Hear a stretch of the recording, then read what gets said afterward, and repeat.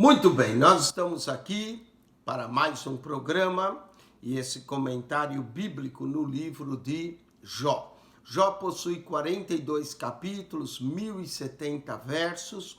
Nós temos o prólogo do livro. O livro é um livro marcado por diálogos. No prólogo, no capítulo 1 e 2, nós temos um diálogo entre Deus e Satanás, o acusador, que acusa Jó de servir a Deus por interesse. Depois de todo o sofrimento, Jó é testado e tentado a blasfemar de Deus, como Jesus também foi tentado, mas Jó foi aprovado, mas Jó continua sofrendo. Vem 3 amigos para consolar. Elifaz, Bildade e Zofar. Esses 3 amigos chegam, cada um é de um lugar, e eles trazem com eles a sua teologia de Deus. Para Elifaz, só os pecadores sofrem. Para Bildade, se há sofrimento, é que há algum pecado oculto. Ele chega até a acusar os filhos de Jó, e talvez eles morreram por causa da sua iniquidade. E Zofar, ele acusa Jó de ser um falador, é o que menos fala dos 3, e são 3 sessões de diálogos. A primeira vai do capítulo 3 até o final do capítulo 14, a segunda do capítulo 15 até o final do 21, e a última sessão do 22 ao 25, sendo que no último sessão de discursos, Zofar não fala, só ele faz Bildade. Muito bem, depois Zofar falar, no capítulo 11, é o que menos fala. Agora, Jó defende-se das acusações de seus amigos. Para seus amigos, Jó pecou. Então, Jó respondeu e disse: na verdade que sois vosso povo, e convosco morrerá a sabedoria. Isso é irônico. Jó está dizendo, vocês é que sabem, com vocês vai morrer a sabedoria, o dia que vocês morrer, sabedoria morre. Isso é uma certa ironia, e isso vai provocar ainda mais seus amigos. E Jó vai descrever, também eu tenho um coração como vós, e não vos sou inferior. Jó não se considera inferior, apesar do seu sofrimento. Jó estava sofrendo, seus amigos não. E quem não sabe tais coisas como essas? O que Jó está dizendo, o que vocês estão falando, eu já sei, eu já conheço. Eu sou irisão para os meus amigos. Eu que invoco a Deus e ele me responde. O justo e o reto servem de irrisão. Ou seja, Jó estava dizendo, vocês estão debochando do meu sofrimento, vocês não entendem. Tocha desprezível é, na opinião de quem está descansado, aquele que está pronto a tropeçar, né? Jó está declarando que ele havia também entendimento nesses 6 primeiros versos. A tenda dos assoladores tem descanso, né? Em outras palavras, Jó está dizendo, como é que aqueles que assolam estão em descanso e eu aqui sofro? E os que provocam a Deus estão seguros. Isso lembra o Salmo 73, a prosperidade do ímpio, muitas vezes confunde a cabeça até do justo. Estão seguros, nas suas mãos, Deus lhes põe tudo, né? A prosperidade do ímpio. Salmo 73 diz, eu quase me desviei quando vi a prosperidade do ímpio. Mas pergunta agora às alimarias, e cada uma delas tu ensinará. Ou seja, nós podemos aprender com os animais, e o livro de Jó mostra isso. E as aves do céu, elas tu farão saber. Ou fala com a terra, e ela te ensinará, e até os peixes do mar tu contarão. Então nós podemos aprender com eles lições preciosas. Eu, por exemplo, quando eu vejo meus cães, eu vejo uma lição de fidelidade. Meus cães estão sempre querendo estar perto de mim, não é? Então, a gente pode aprender com os animais.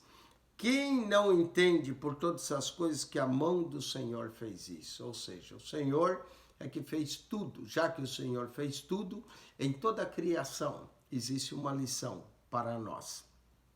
É uma lição que requer observação para aprendermos com a natureza. Aprendemos a lei do plantar e colher, que aparece aqui nesse livro de Jó. Aprendemos muita coisa com os animais, com as estrelas, com a criação, que Jó mencionou no capítulo 9 do seu livro. O que está na sua mão, a alma de tudo quanto vive, e o espírito toda a carne humana. Ou seja, Deus é soberano e controla a vida de tudo o que vive. Por isso que tudo que tem fôlego de vida, louve ao Senhor. Porventura o ouvido não provará as palavras? Note que o ouvido sente as palavras e prova como se fosse um paladar, como nós apreciamos uma comida, os ouvidos provam as palavras. Como o paladar prova as comidas, tá vendo? Como o paladar prova a comida, o ouvido prova as palavras. Com os idosos está a sabedoria. Isso era algo que havia muito antigamente. Eles achavam que o homem, quanto mais vivia, mais tinha aprendido, portanto, mais sabedoria. E essa é uma grande realidade. Nós podemos aprender com quem veio antes de nós. Eu gosto, por exemplo, de aprender com pastores que têm muito mais experiência do que eu. Eu gosto de perguntar a eles, por causa que com os idosos está a sabedoria, e na abundância de dias o entendimento. Com ele está a sabedoria, agora com ele é Deus. Está a sabedoria, a força, conselho e entendimento. 4 coisas relacionadas com a sabedoria, não é? Força, sabedoria da fortaleza. Conselho, como é bom ter bons conselhos. E entendimento, tudo isso vem de Deus. Eis que ele derriba e não se reedificará. E a quem ele encerra, não se abrirá. Aqui lembra Apocalipse, quando Jesus diz, a porta que eu fecho, ninguém abre. E a que eu abro, ninguém fecha, não é? A quem ele encerra, não se abrirá. Eis que ele retém as águas e se secam, e as largas se transtornam a terra. Então, Deus tanto pode segurar a água, e aí vem a seca. E Deus pode largar a água e ela transborda na terra, vem as enchentes, não é? Note que é interessante como eles admitem coisas e as obras da natureza, mesmo catástrofes ou seca. Com ele está a força e a sabedoria. Seu é o que erra e o que faz errar. Deus é o dono de tudo, né? Tanto aquele homem que erra e o que o outro faz errar, Deus o controla, dele é tudo. Aos conselheiros leva despojados, e aos juízes faz desvairar. Até os juízes, quando vão julgar, Deus pode fazer eles até desvairar. Solta a atadura dos reis e ata o cinto aos seus lombos. Olha que coisa incrível. Solta as ataduras e coloca o cinto aos seus lombos. Aos príncipes leva despojados. Aos poderosos transtorna. Aqui lembra o cântico de Maria, né? Deus despediu os ricos vazio e encheu a boca dos seus bens, dos seus servos de bens. Aos confiados, tira a fala. Aqueles que se sentem muito confiados, Deus faz com que eles fiquem até mudo, tira ali as falas. E toma o entendimento dos velhos. Tudo vem de Deus, a sabedoria, o entendimento, o conselho, a fortaleza. Que declarações lindas Jó fala aqui acerca da sabedoria de Deus. Derrama desprezo sobre os príncipes e afrouxa o cinto dos fortes. As profundezas das trevas manifesta e a sombra da morte traz a luz. Até na sombra da morte, Deus pode trazer a luz. Multiplica os povos e os faz perecer. Deus faz tanto um povo crescer, como faz um povo desaparecer. Dispensa as nações e de novo se reconduz. Deus é aquele que forma as nações e desfaz as nações. Tira o coração do chefe dos povos. Quando ele quer, ele tira o coração deles, dos povos da terra, e faz vaguear pelos desertos sem caminho.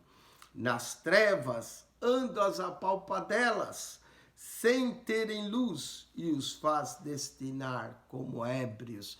Faz com que os homens andam assim, ó, como ébrios, vão para um lado e para o outro. Olha, tudo provém de Deus. Aqui no capítulo 12, Jó descreve a soberania de Deus com relação à sabedoria e como ele confunde aqueles que sabem e faz deles até desvairar.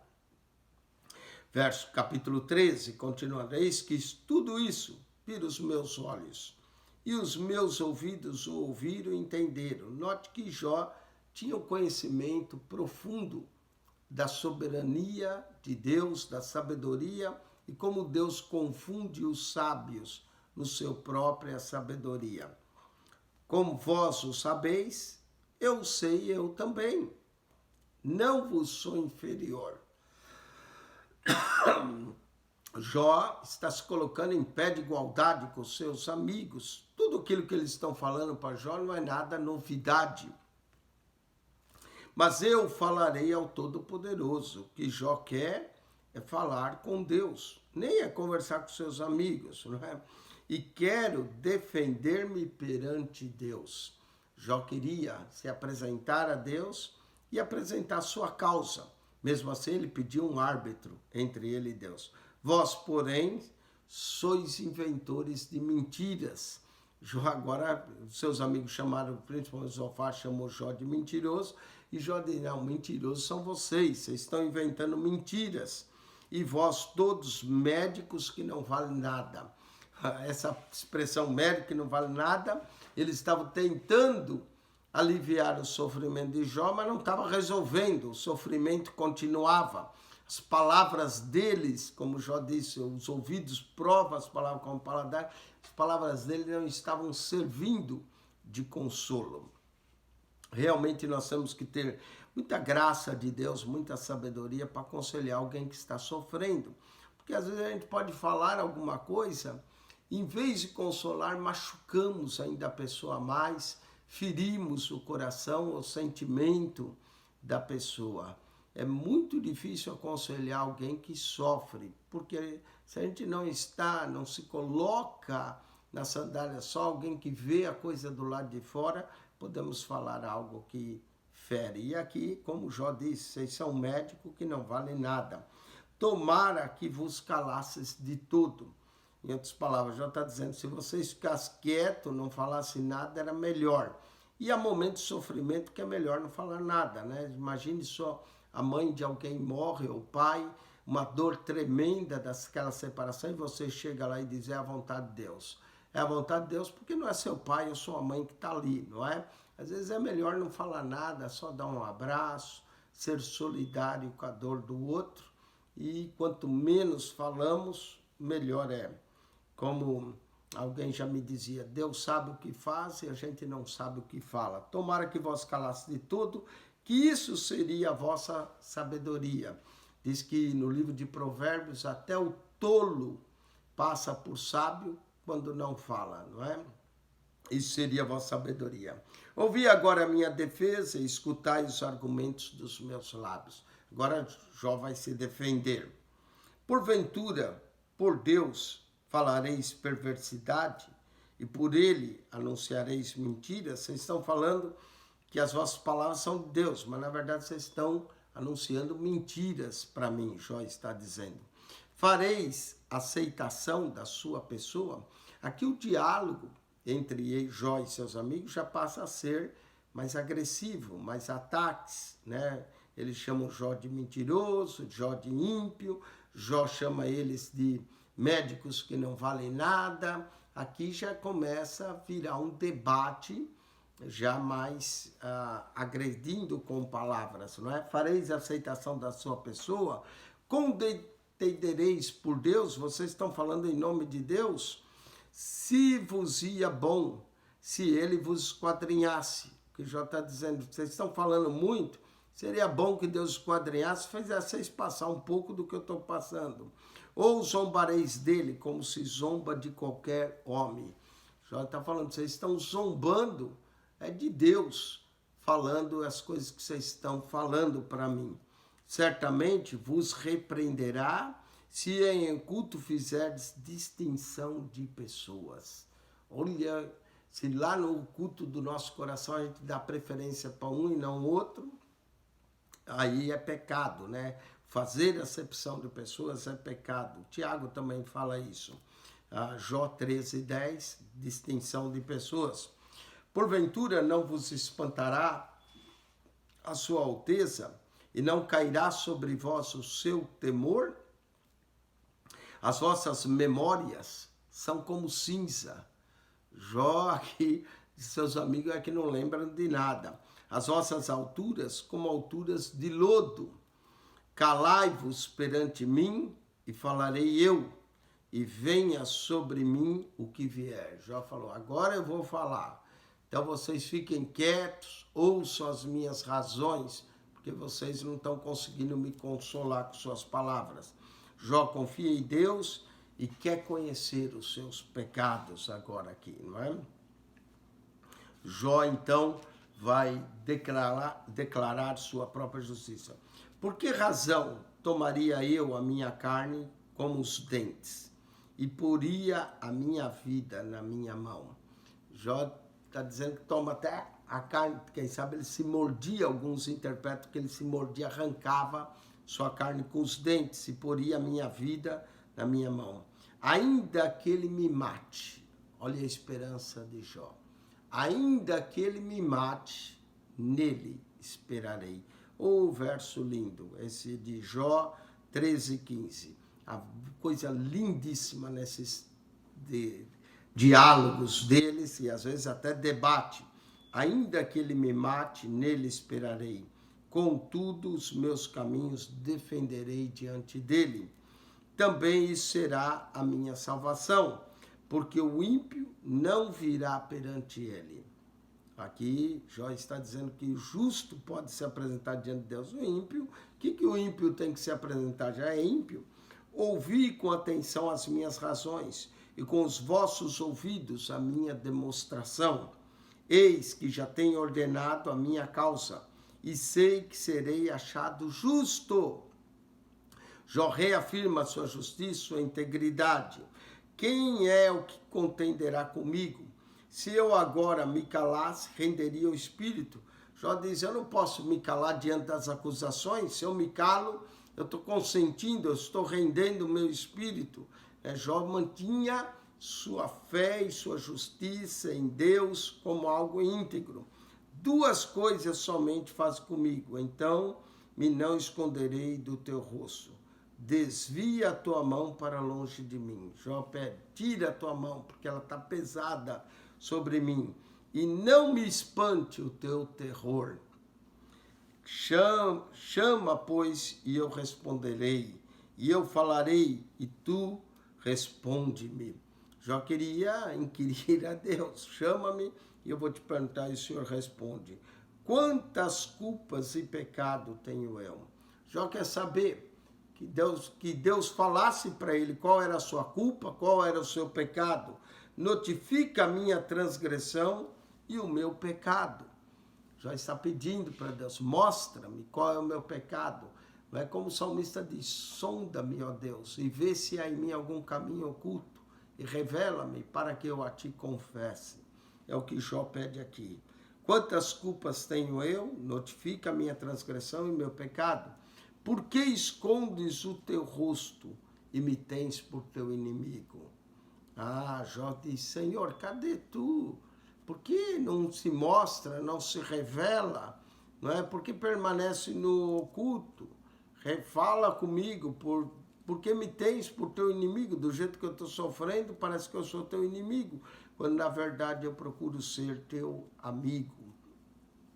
Porventura quebrantarás a folha arrebatada pelo vento e perseguirás o restolho seco? Senhor, já estou todo quebrado, por que o Senhor vai continuar fazendo isso comigo? Olha, o livro de Jó serve de consolo para quem está sofrendo, não é? E quer realmente falar com Deus sobre o seu sofrimento. Por que escreves contra mim coisas amargas e me faz herdar as culpas da minha mocidade? Jó falou, pode ser que na minha mocidade eu fiz algumas loucuras e agora eu estou pagando por ela, né? Ele admite, porque me faz herdar as culpas da minha mocidade. Os anos fizeram Jó um homem reto, justo, sincero, mas talvez na sua mocidade houve alguns desvarios, e ele falou, quem sabe o Senhor está me cobrando agora. Também pões os meus pés em cepos e observa todos os meus caminhos e marca os sinais dos meus pés. Deus conhece o nosso caminhar, Deus conhece o nosso andar. E ele falou, Senhor, tu marca tudo, tu sabes tudo. Apesar de eu ser como uma coisa podre, o homem é como, as nossas injustiças são como trapos de imundícia, já dizia Isaías. Apesar de eu ser como uma coisa podre que se consome e como a veste, a qual rói a traça, era assim que Jó estava se sentindo, né? Seu corpo, diz ele, anteriormente, seu corpo encheu de bichos, ele estava sendo consumido. Jó declara a sua pequenez diante de Deus, Jó declara como uma coisa podre, não é, que ele se sentia. E aí Jó vai rogar o favor de Deus por causa da brevidade, da miséria da vida humana. Então, aqui no capítulo 14, agora que nós vamos entrar, vai falar da brevidade da vida. O Salmo 90 também, Moisés descreve a brevidade da vida. O homem nascido da mulher é de bem de poucos dias e cheio de inquietação. Essa é a vida, né? A vida, os dias passam, os anos passam rápido. Já tem visto pessoas de mais de 90 anos e dizem, olha, passaram rápido demais, não é? Nós não sentimos como passam. E são poucos dias e às vezes são cheios de inquietação. Continuando, sai como a flor e a seca. Lembra o Salmo 90? Foge também como a sombra e não permanece. O homem floresce, pois murcha, seca e se vai. E sobre esse tal abre os teus olhos e a mim me fazes entrar em juízo contigo. Senhor, o que eu estou sofrendo, o Senhor está me julgando, a minha causa, Jó está dizendo, e está me fazendo entrar em juízo. Quem do imundo tirará o puro? É uma pergunta.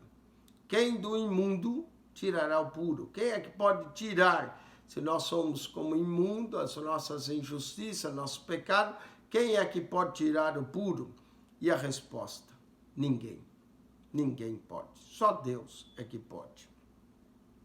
Visto que os seus dias estão determinados, os dias do homem estão determinados, nós somos limitados, temporais, estamos apenas um tempo, enquanto Deus é o Deus eterno. Contigo está o número dos seus meses, ou seja, Deus tem a contagem de nossos dias, e tu lhe puseste limites e não passará além deles. O homem só vive o quanto Deus quer que ele viva, e o homem não pode passar. Ezequias recebeu uma sentença de morte do profeta Isaías quando adoeceu, arruma a tua casa porque morrerás, e Ezequias pediu que Deus estendesse, e Deus estendeu-lhe mais 15 anos. Mas a maioria, Deus põe o limite e dali não passa, né? O homem não pode acrescentar um côvado à sua estatura da vida, a longura da sua vida. Desvia-te dele para que tenha repouso, até que com o jornaleiro tenha contentamento no seu dia. Porque há esperança para a árvore, que se for cortada, ainda se renovará.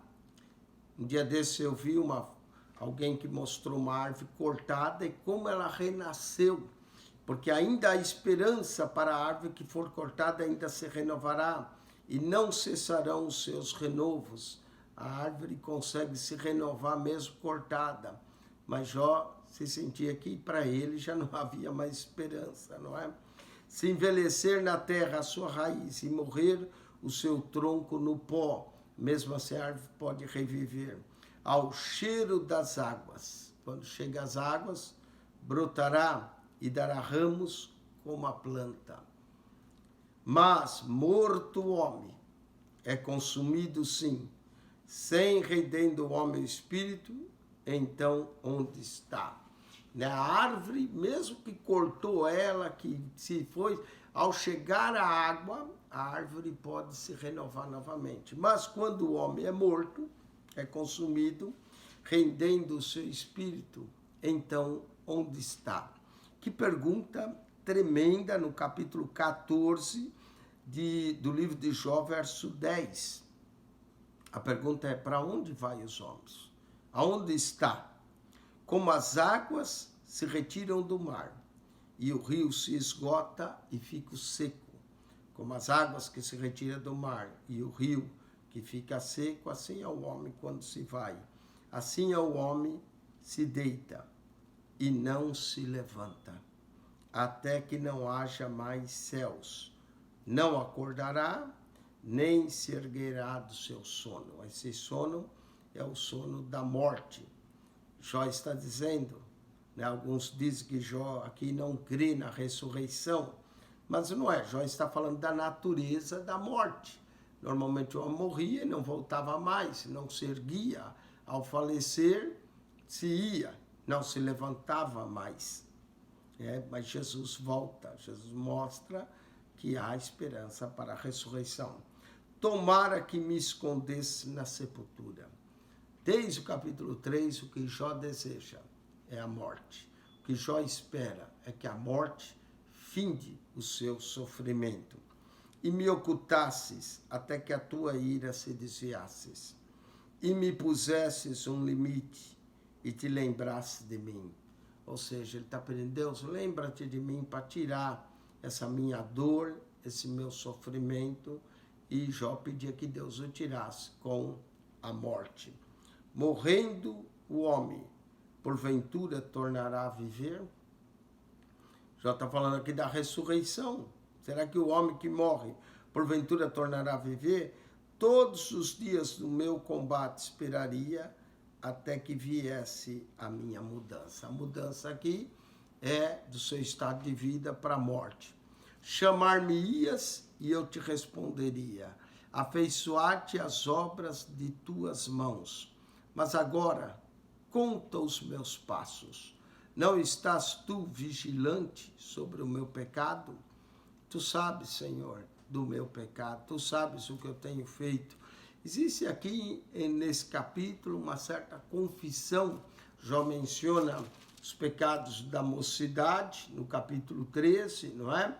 Porque capítulo 13, 26, faz herdar as culpas da minha mocidade, e agora os meus passos estão vigilantes sobre o meu pecado. Muita gente diz que Jó admitia que não tinha pecado. Não, Jó admite que tem pecado. Jó admite que talvez houvesse alguns pecados na sua mocidade. Mas Jó buscava a retidão, Jó buscava confessar a intercessão, ele sacrificava a Deus holocaustos, pedindo a purificação dos seus pecados. A minha transgressão está selada num saco, e amontoas as minhas iniquidades. E, na verdade, caindo a montanha, desfaz-se, e a rocha se remove do seu lugar. Até as montanhas se desfazem.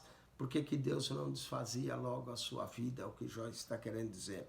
As águas gastam as pedras. A água que vai batendo, tem gente que diz água mole que tanto bate pedra dura até que fura, não é? O água que bate na pedra até que deixa molhada. As águas gastam as pedras e as cheias afogam o pó da terra. E tu fazes perecer a esperança do homem. Como o livro de Jó fala de esperança, a esperança do homem, a nossa esperança. O servo de Deus tem uma esperança diferente da do homem natural que perece. A esperança ao pecador se relaciona com, muitas vezes, a ira, e é totalmente nula. A esperança do crente é uma esperança alegre, uma esperança viva, firme, purificadora, boa, vencedora. Quem desejar entender melhor a fonte da nossa esperança deve ler o Salmo 39, 7, Salmo 62, verso 5, Salmo 146, 5 e Romanos 15, 13. Muito bem, verso 20 a 22, para encerrar essa fala de Jó, e aí nós vamos para o segundo sessão de diálogo. Ele vai voltar a falar. Tu para sempre prevaleceres contra ele. E ele passa, tu mudando o seu rosto, o despedes. Os seus filhos estão sem honra, sem que ele o saiba, ou fiquem minguados, sem que ele perceba. Jó está dizendo, Deus percebe tudo, Deus vê tudo, mas na sua carne, nele tem dores, e a sua alma, nele lamenta. Então a nossa carne muitas vezes tem dores, e a nossa alma lamenta em Deus. Interessante esse discurso de Jó. Ele primeiro debocha da sabedoria dos seus amigos, diz que com eles morrerá a sabedoria, declara que ele não é inferior, é igual, que muita coisa do que eles falaram ele já sabe, que eles são médicos que não consolam ninguém, e depois Jó vai descrevendo e admitindo algumas coisas, mas ele quer entender e pede que Deus mostre o seu pecado. Com isso nós terminamos e termina a primeira sessão de debate. Agora começa a segunda, Jó 15 a 22, ele vai falar, Jó vai responder, Bildade fala, Jó responde, Sofar fala e Jó responde, do capítulo 15 ao 22, mas você já vai notar que a primeira sessão foi a mais longa, do capítulo 3 ao 14. A segunda sessão, capítulo 15 a 22, são só 7 capítulos, e a última sessão, nós estamos nessa última sessão, nós estamos no livro de Jó. Que Deus te abençoe, que a graça de nosso Senhor Jesus Cristo seja contigo. Ajude a divulgar nosso canal, coloque o sinal de joinha, fale para os seus amigos e familiares. Com isso nós concluímos mais um capítulo. Voltamos para o capítulo 15, a fala de Bildade. Já vai falar menos, só vai falar o de Elifaz, a fala de Elifaz. Então volte para assistir o capítulo 15. Que a graça de Jesus seja contigo, o amor de Deus, nosso Pai, e a rica comunhão do Espírito Santo. Amém e amém.